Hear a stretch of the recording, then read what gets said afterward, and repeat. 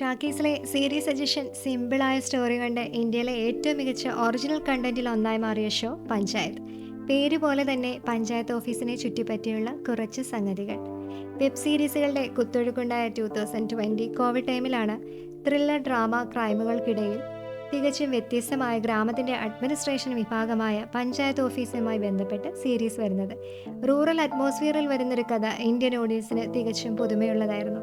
മനുഷ്യന്റെ അടിസ്ഥാന പ്രശ്നങ്ങൾ ലോകത്തെ എല്ലായിടത്തും ഒന്നു തന്നെയാണെന്ന് ശ്രീനിവാസൻ പറയുന്നത് പോലെ തൊഴിലില്ലായ്മ തന്നെയാണ് നായകന്റെയും പ്രശ്നം. ക്യാറ്റ് എക്സാം പാസ്സാകുന്നതിന് മുന്നേയുള്ള സ്റ്റോപ്പ് ഗ്യാപ്പ് ഓപ്ഷൻ മാത്രമാണ് അഭിഷേക് ത്രിപാഠിക്ക് പഞ്ചായത്ത് സെക്രട്ടറി എന്ന ജോബ് ഓഫർ. മധ്യപ്രദേശിലെ സെഹോർ ജില്ലയിലെ മഹോഡയിൽ സ്ഥിതി ചെയ്യുന്ന ഒരു യഥാർത്ഥ ഗ്രാമപഞ്ചായത്ത് ഓഫീസാണ് ഉത്തർപ്രദേശിലെ ഫുലേര ഗ്രാമമായി നമ്മൾ കാണുന്നത്.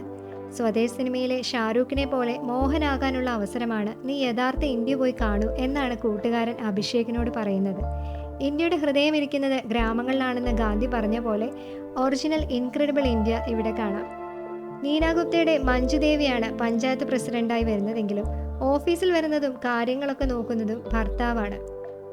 ഫുലേരയിൽ നമ്മളില്ലെങ്കിലും അവിടെ നടക്കുന്ന സംഭവങ്ങളെല്ലാം കൃത്യമായി നമ്മളിലേക്ക് എത്തുകയും നമ്മുടെ സാമീപ്യം അവിടെയുണ്ട് എന്ന് തോന്നിപ്പിക്കുന്ന രീതിയിലാണ് സീരീസ് അണിയിച്ചൊരുക്കിയിരിക്കുന്നത്. തുടക്കത്തിലെ പേരെഴുതി കാണിക്കുമ്പോഴുള്ള സംഗീതം സാധാരണ ഒഴിവാക്കുകയാണ് പതിവ്. പക്ഷേ ഈ സീരീസ് കാണുമ്പോൾ അത് ചെയ്യാറില്ല. കാരണം ആ ഗ്രാമത്തിൻ്റെ എല്ലാ ഭാവങ്ങളും ആവാഹിച്ച സംഗീതമാണത്. ഗ്രാമത്തിലുള്ളവർ അഭിഷേകിനോട് പറയുന്നത് പോലെ കണ്ടു തുടങ്ങിയാൽ നിങ്ങളും ഒരിക്കൽ ഫുലേര ഗ്രാമവുമായി പ്രണയത്തിലാവും.